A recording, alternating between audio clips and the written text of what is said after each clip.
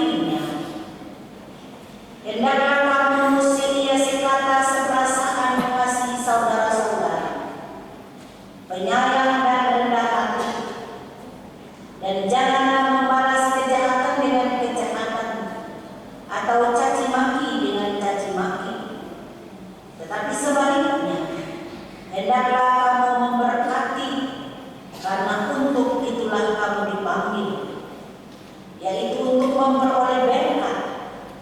Sebab siapa yang mau mencintai hidup dan mau melihat hari-hari baik, ia harus menjaga lidahnya terhadap yang jahat dan bibirnya terhadap ucapan-ucapan yang menipu. Ia harus menjauhi yang jahat dan melakukan yang baik. Ia harus mencari perdamaian dan berusaha mendapatkannya. Sebab mata Tuhan tertuju kepada orang-orang benar dan telinganya kepada permohonan mereka yang minta tolong. Tetapi wajah Tuhan menentang orang-orang yang berbuat jahat. Demikianlah firman Tuhan. Bapak, Ibu, saudara-saudari, anak-anak yang dikasihi dan diberkati Tuhan. Kalau tadi katekisasi dia bilang begini, hari-hari hidup ini datang dan berlalu. Menjalani hari hidup di bulan Juni dari tanggal 1 sampai hari ini, menikmati dia berlalu. Kita ada di penghujung bulan ini untuk mempersiapkan akan berkat Tuhan di bulan yang baru, bulan Juli. Namun sudah tentu kita akan merenungkan sejenak, apakah 30 hari di bulan Juni yang Tuhan kasih untuk kita ini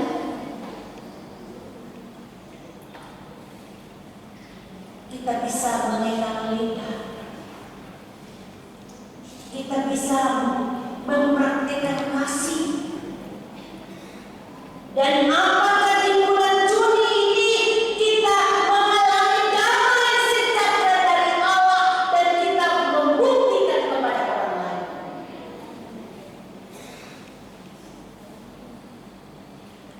Kita ada sampai hari ini. Paduan suara PKB dan majelis bilang bagaimana? Itu karena kemurahan Tuhan ku ada sampai hari ini. Itu karena kebaikan Tuhan janji-Mu terjadi bagiku. Maka ada di sini ku sembah Tuhan, ku menyembah Engkau Tuhan, karena selamanya di tahun-tahun yang Tuhan izinkan kita lalui sampai pertengahan bulan tahun 2024 ini, selamanya Kau hebat bagiku, selamanya Kau ajaib bagiku. Amin, Bapak Ibu. Kalau Tuhan hebat, kalau Tuhan ajaib bagi diriku, bagi hidupku sebagai umat kepunyaannya, maka tidak ada yang dapat kami berikan untuk Tuhan yang berharga di mata Tuhan. Pemazmur dia bilang, dengan apa akan membalas kebajikan Tuhan? Datang ke rumah Tuhan, bersyukur menyembah Tuhan, dan membawa nasar di hadapan Tuhan. Bagian firman Tuhan ini diberikan tema untuk kita renungkan, berbunyi kasih dan damai.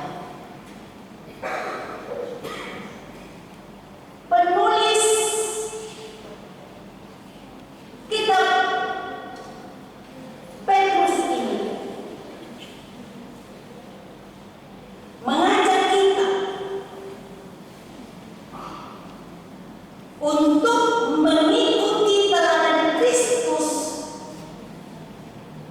untuk hidup dengan baik dan siap sedia menanggung penderitaan.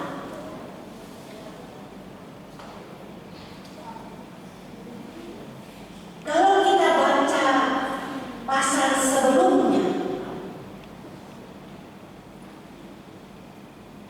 di situ menjelaskan tentang, atau perikop sebelumnya, bacaan ini menerangkan atau menjelaskan tentang hidup bersama suami istri, menjelaskan pasangan suami istri, di mana mengajarkan kita perlakuan seorang istri terhadap suaminya. Seorang istri harus tunduk kepada suaminya. Seorang istri harus berkelakuan yang baik, memiliki kemurnian dan kesalehan hidup.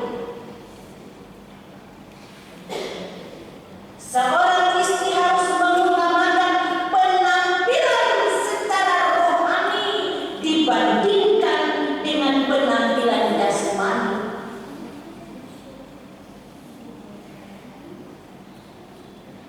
Seorang istri harus menganggap suaminya sebagai tuannya.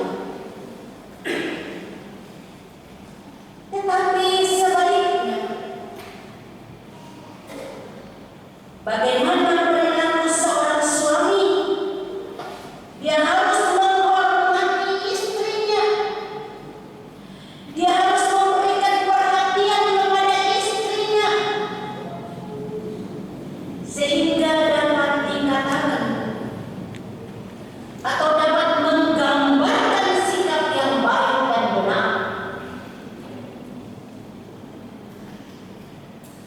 Dan bagian yang menggambarkan tentang kehidupan suami dan istri ini tidak bisa dipisahkan dengan bacaan kita hari ini,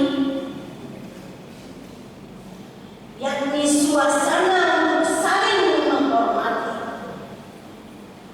Harus ada di antara komunitas orang beriman. Sebab Bapak Ibu sekalian, bicara soal kasih dan damai bukan hanya dalam sebatas keluarga saja, tetapi juga bersama semua orang. Perlu diketahui Bapak Ibu Saudara, bahwa Yesus adalah kasih, yang artinya jika hidup kita tidak mengenal Yesus, maka tidak ada kasih dalam hidup kita. Dan tentunya jika kita tidak punya kasih, maka kedamaian pun akan jauh dari hidup kita. Kedamaian pun akan jauh dari diri kita. Oleh karena itu, mari kita lihat bacaan kita. 1 Petrus pasal 3 ayat 8 sampai dengan ayatnya yang ke-12. Kita lihat di situ penulis menyebutkan hidup dalam kasih dan damai bagi semua orang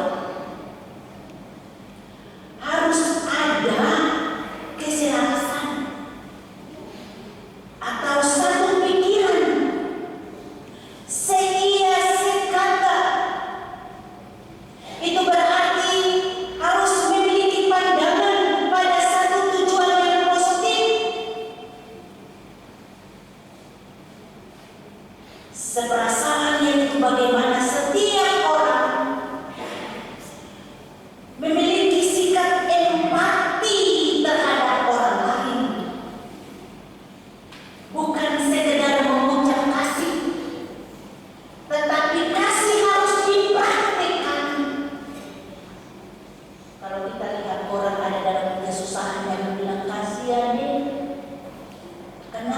yang begitu. Itu hanya kita ucap dan tidak praktek. Tapi kalau kita merasa empati yang dalam, orang susah kita bertindak. Orang susah kita ada di situ. Orang yang duka kita hadir di situ memberikan kekuatan dan lain sebagainya. Kita harus memiliki sifat penyayang. Kita menyayangi sesama kita. Berarti kita tidak membedakan satu dengan yang lain. Atau berperilaku tulus yang diberikan. Kita harus rendah hati.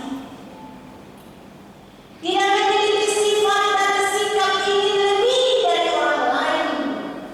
Kita tidak boleh memiliki hati yang sombong, yang angkuh, karena itu bukan ajaran Yesus Kristus.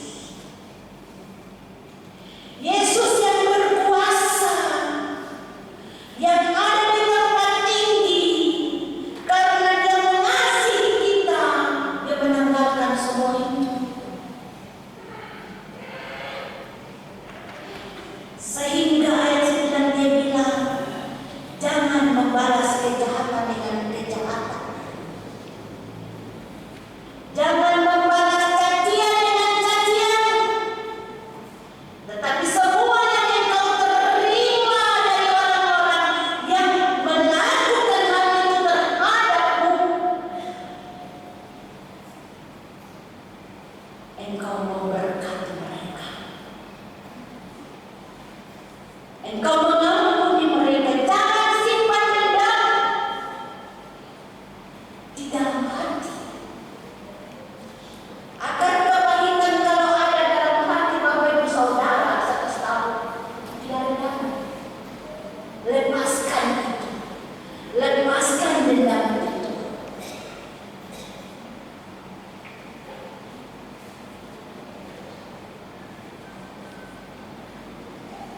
Kita harus sabar menerima segala sesuatu. Bahkan kita dituntut untuk membalas kejahatan dengan kebaikan. Karena penulis dia mengambil contoh pada pasal 2 ayatnya yang ke-23. Coba kita baca sama-sama. Pasal 2 ayatnya yang ke-23. 1, 2, 3.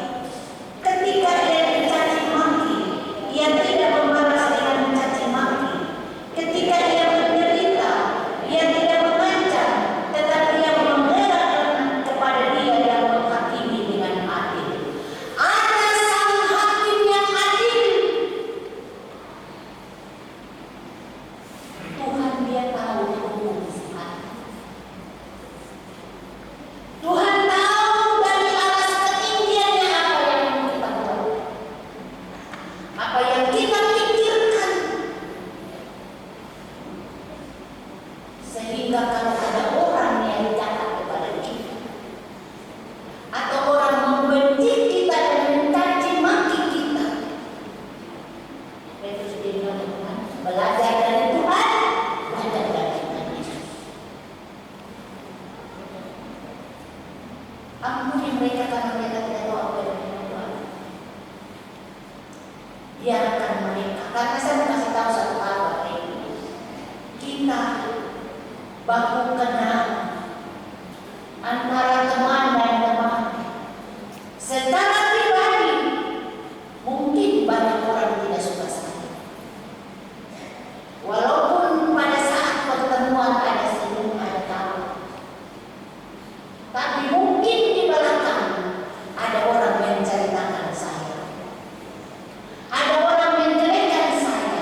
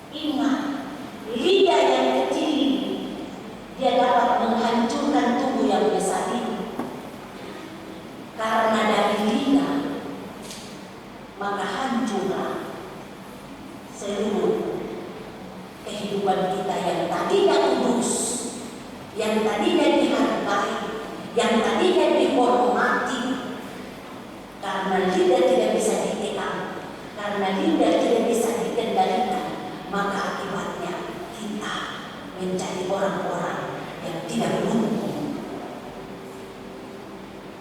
Karena endingnya nanti ayatnya yang ke-12.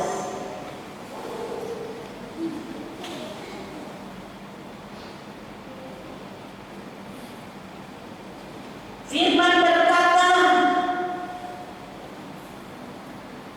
siapa yang mencintai hidup dia harus dapat mengendalikannya. Siapa yang mencintai hidup dia dituntut untuk menjauhi yang jahat dan melakukan yang baik. Kalau dia mau hidup, berarti dia harus menjaga lidahnya, menjauhi yang jahat, dan dia harus mencari perdamaian dan berusaha mendapatkannya.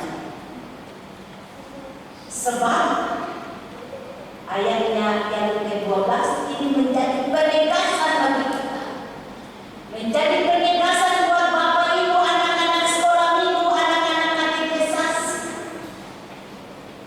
yang disampaikan oleh penulis Petrus, bahwa Tuhan hanya akan melihat orang-orang yang berlaku benar, bahwa Tuhan matanya akan melihat orang-orang yang berlaku benar. Bahkan pada saat orang-orang yang berlaku benar ini memohon pertolongan dari Tuhan, karena dia ada di dalam tekanan, dia ada di dalam orang yang caci maki dia, orang bercerita dia, Tuhan berpikir padanya. Pada saat mereka bermohon, Alkitab bilang Tuhan mendengar. Tuhan mendengar. Lalu selanjutnya Tuhan menentang kepada semua orang yang berbuat jahat. Jadi anak-anak sekolah minggu, anak-anak katekisasi, kalau kita bisa, kalau kita mau hidup, berarti kita harus jaga lidah kita. Lidah yang di dalam mulut ini.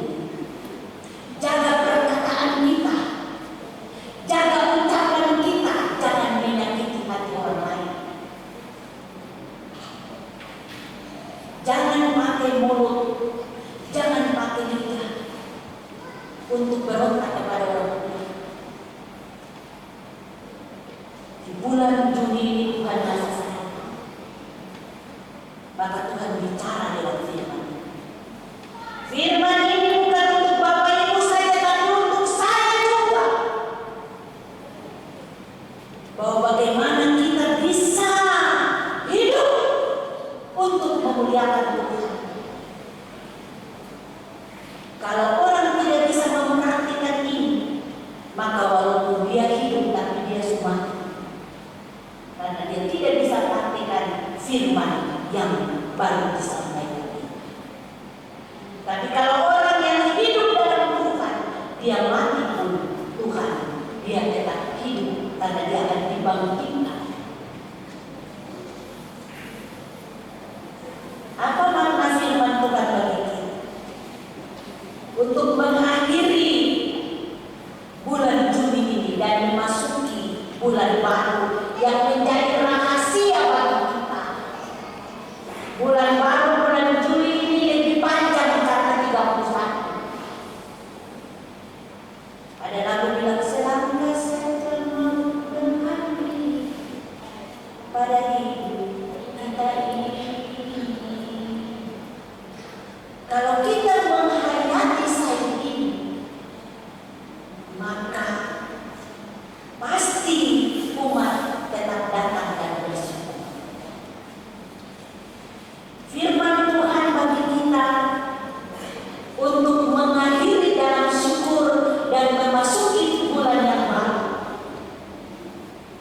pertama adalah hidup dalam kasih kita harus memiliki sikap empati.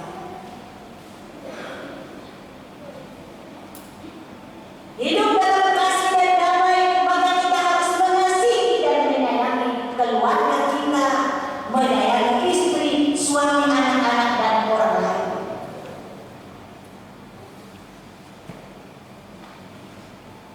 Hidup yang penuh kasih dan penuh damai, maka kita harus merendahkan diri.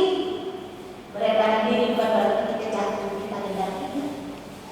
Merendahkan diri untuk memperoleh kemenangan sebagai anak Tuhan. Karena orang sombong tidak bisa merendahkan diri.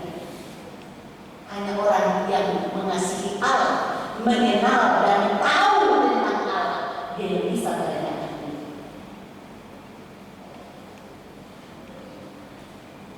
Yang berikut, untuk mempraktikkan hidup kasih dan damai dalam hidup, maka kita harus hidup dengan penuh kesabaran. Sabar ya Bapak Ibu, anak-anak sabar ya. Biar orang mau sakit hati kita sabar, sabar saja, sabar. Pembalasan itu adalah dan hidup untuk mempraktikkan kasih dan damai, kita harus mampu menjaga setiap perkataan kita yang keluar dari mulut. Jaga baik di bulan Juli dijaga baik. Karena bulan Juli kita lihat di kiri kanan ada banyak orang yang dipanggil toh. Maka Tuhan kasih kesempatan kami kita minta dari Tuhan toh. Kita bilang Tuhan, kasih kita hidup, kasih kita sehat, supaya kita mau memuji dan menyembah-Mu. Maka Tuhan kasih. Pada saat kita minta bersentuhan dengan kasih Allah, Tuhan bilang, saya izinkan engkau hidup untuk memuliakan nama-Mu. Maka Tuhan kasih kita hidup lagi. Tuhan kasih kita sehat, Tuhan kasih kita kuat. Pakai mulut kita, pakai lidah kita untuk memuliakan nama Tuhan. Yang salah katakannya salah. Jangan kompromi dengan kesalahan. Kalau Bapak Ibu sayang saya, kalau saya salah, tegur saya. Kalau saya sayang Bapak Ibu, saya akan tegur Bapak Ibu. Tapi bukan saya tegur dalam cara berteriak, tapi panggil dan menasihati. Seorang hamba Tuhan pun memiliki kekurangan dan keterbatasan, sehingga perlu juga dinasihati, perlu juga ditegur, dan kita harus terbuka untuk menerima teguran itu. Ada amin? Endingnya pada ayatnya yang ke-12. Ingat sekali lagi ayat yang ke-12. Maka Tuhan tertuju kepada orang yang berbuat benar. Maka Tuhan tertuju kepada orang yang berbuat benar, dan telinga siap mendengar semua permohonan mereka. Dan Tuhan menentang orang yang berbuat jahat. Jadilah pribadi yang percaya yang dapat menghadirkan kasih dan damai bagi semua orang. Tuhan menolong kita untuk dapat mempraktikkan firman Tuhan di bulan yang baru, bulan Juli. Amin.